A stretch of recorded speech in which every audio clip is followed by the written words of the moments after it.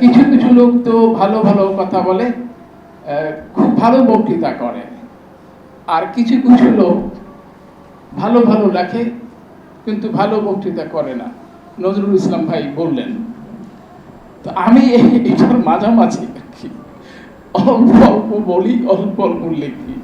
তো সেটি আমি এই অভ্যাসগত কারণে লিখিয়ে এনেছি। আশা করি আপনাদের ধৈর্যচ্যুতি ঘটাবো না। পৃথিবীব্যাপী স্মৃতিকথা একটি সুখপাঠ্য বিষয়। আমার ধারণা এ ধরনের আত্মজৈবনিক গ্রন্থের মধ্যে আশা আছে, আনন্দ আছে, আরও আছে জীবনের শিক্ষা। বিশ্ববিখ্যাত স্মৃতিকথাগুলো সাহিত্যের অমূল্য সম্পদ। কারো কারো ভাগ্যে এই জন্য নোবেলও জুটেছে। বাংলা ভাষায় প্রাচীন ও মধ্যযুগে এরকম আত্মকথার সন্ধান না পাওয়া গেলেও 19 শতকের গোড়ার দিকে এর প্রাবল্য দেখা যায়। এরূপ প্রথম আত্মজীবনী রচনা করেন দেওয়ান কার্তিকচন্দ্র রায়। এরপরে সত্যেন্দ্রনাথ ঠাকুর, মানকুমারী বসু, স্বর্ণকুমারী দেবী, বিশেষত রবীন্দ্রনাথ ঠাকুরের ছেলেবেলা ও জীবন স্মৃতি আপনারা অনেকেই হয়তো পড়েছেন। পরে কবি জসীমউদ্দীনের জীবন কথা, ঠাকুরবাড়ির আঙ্গিনা এবং স্মৃতিপট একটা সহজ সরল সুন্দর। যারা ভালো বাংলা শিখতে চান, প্রথম যারা একটু সুন্দর করে লিখতে চান, তারা জসীমউদ্দীনের এই গ্রন্থগুলো পড়ে দেখতে পারেন। জসীমউদ্দীনের পরে আসে ব্রিটিশ শাসনের শেষ দিকে বামধারা নেতা নেত্রীদের লেখনী। আপনারা জানেন যে ব্রিটিশ শাসনের শেষের দিকে বামধারা রাজনীতিবিদরা জেল, জুলুম ইত্যাদি অনেক ভোগ করেছেন এবং তারা এসব কথা মানে লিখেছেন। এবং সেদিনেও আমরা দেখলাম যে জ্যোতি বসুর লেখা যতদূর মনে পড়ে। বাংলা ভাষায় অনেক স্মৃতি গ্রন্থ আছে। এর মধ্যে ধরেন মোদাব্বের, মোহাম্মদ অলিউল্লাহ, আবুল মনসুর আহমদের কথা আপনারা সবাই জানেন, তার আত্মকথা, আমার দেখা রাজনীতির 50 বছর ইত্যাদি ইত্যাদি। অতি সাম্প্রতিক বাংলাদেশে মওদুদ আহমেদ এর লিখিত কারাগারে কেমন ছিলাম, খন্দকার মোশাররফ হোসেনের সময়ের ভাবনা এবং মহিউদ্দিন খান আলমগীরের সেই Mohiuddin Alamgir notes on prison লিখেছেন। এছাড়া সাহিত্যিক আনিসুজ্জামান এবং অক্সফোর্ড খ্যাত তপন রায়চৌধুরী বিশুদ্ধ বরিশালী ভাষায় একটি পুস্তক রচনা করিয়াছেন, আপনারা পড়িয়া দেখিতে পারেন। নীরজ সি চৌধুরী তার বিখ্যাত আত্মজীবনী autobiography of an unknown Indian এর মাধ্যমে বাংলাদেশের কিশোরগঞ্জে তার যাপিত জীবনচিত্রের দ্বারা 20 শতাব্দীর প্রথম দিকের গোটা ভারতবর্ষের ইতিহাস, ভূগোল ও লোকচরিত্র তথা ভারতীয় সভ্যতার এক বিচিত্র অধ্যায় তুলে ধরেছেন। এতে যেমন আছে সর্বভারতীয় সভ্যতার বর্ণনা, তেমনি রয়েছে ব্রিটিশ সাম্রাজ্যবাদের বিরুদ্ধে ভারতের স্বাধীনতা সংগ্রামের উজ্জ্বল ইতিহাস। সেই সাথে আধুনিকতার সমাজচিত্রও এঁকেছেন তিনি। আজকের উপস্থাপিত জীবনের পাতায় শিব্বির মাহমুদ সেই একই কাজ করেছেন। নীরজ সি চৌধুরী যেমন নিজেকে আননোন বলেছেন, ঠিক শিব্বির মাহমুদও নিজকে নগণ্য, অবশ্য জঘন্য বলেন নাই, নগণ্য, সামান্য ইত্যাদি বলে নিজেকে ছোট করার চেষ্টা করছেন। সে কাজের মধ্যে তিনি আল্লাহ তাকে অনেক বড় করেছেন। শিব্বির মাহমুদ তুষ্ট এইভাবে যে অবশেষে তিনি লেখক হলেন। তার পাঠকেরা সেই অপরিচিত লেখককে লেখা পড়ে আবেগায়িত হয়েছেন, কেঁদেছেন। এর চেয়ে শিল্পী বড় অর্জন আর কি হতে পারে? একজন লেখকের, একজন সাহিত্যিকের এর চেয়ে বড় অর্জন কি হতে পারে? আর পাঠকেরা সেই আমাদের মাহবুবুর রহমান, এইমাত্র যিনি তার বক্তব্য শেষ করলেন, তিনি তাকে বলেছেন অন্তর্গত নিবিড় কথা শিল্পী, সুন্দর কথা। অধ্যাপক ডক্টর মাহবুবুর রহমান যথার্থই লিখেছেন, এ অনেকটা নারীর টানের মতো। আপনারা দেখেছেন যে অনায়াসে, অকৃত্রিমভাবে, অসাধারণভাবে সহজ সরল জীবনটি তিনি কিভাবে ব্যাখ্যা করেছেন। নয়া দিগন্তের ভারপ্রাপ্ত সম্পাদক সালাউদ্দিন বাবর তাকে নিপুণ গদ্যশিল্পী হিসেবে অভিহিত করেছেন। নীরজ সি চৌধুরীর মতো জনাব শিব্বির মাহমুদ তার জীবনের নানা পর্বে বাংলাদেশকে যেভাবে দেখেছেন, যা উপলব্ধি করেছেন, সেটি তুলে ধরেছেন। বাংলাদেশের একজন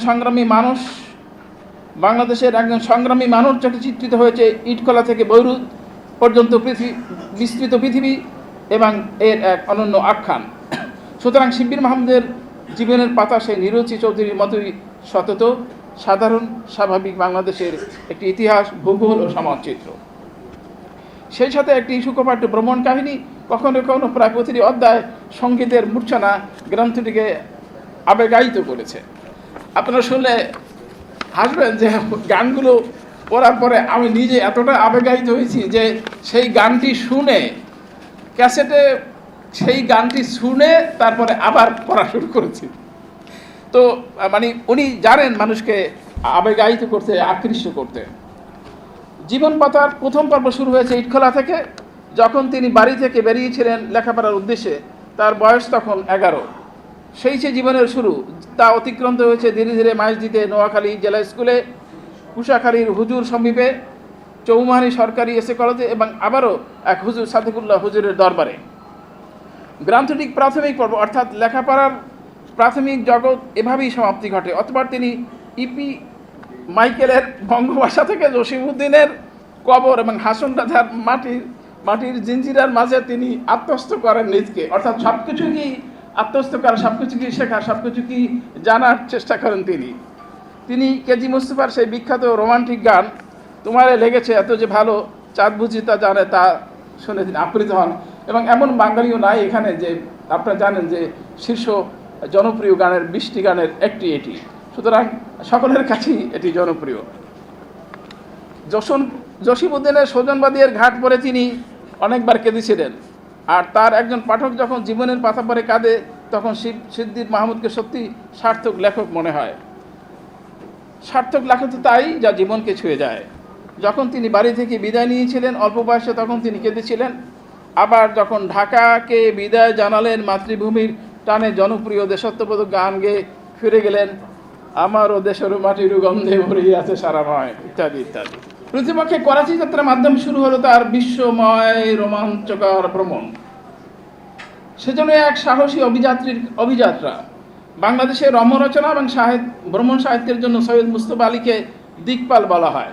সেক্ষেত্রে শিব্বির মাহমুদ এই সময় ভ্রমণ সাহিত্যের একটু অংশীদার হয়ে ওঠার দাবি সঙ্গতভাবেই করতে পারেন, বিশেষ করে তিনি যখন একজন যথার্থ গাইডের মতো Karachi, Tehran, Istanbul, Serbia, Munich, London ও বৈরুতের ছবি আঁকেন।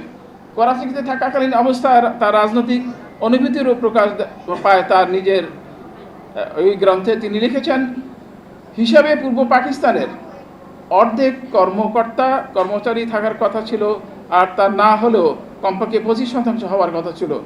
যতই বলতো ইয়ার কেহাল, কিন্তু লুকাইতে ছিল আমাদের দিকে নিচু দৃষ্টি, দেখলেই বলতো বাঙ্গাল ছায়া।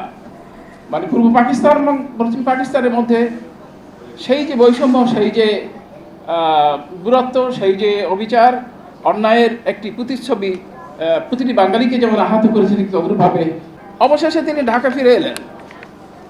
দাম্পত্য জীবনের শুরু।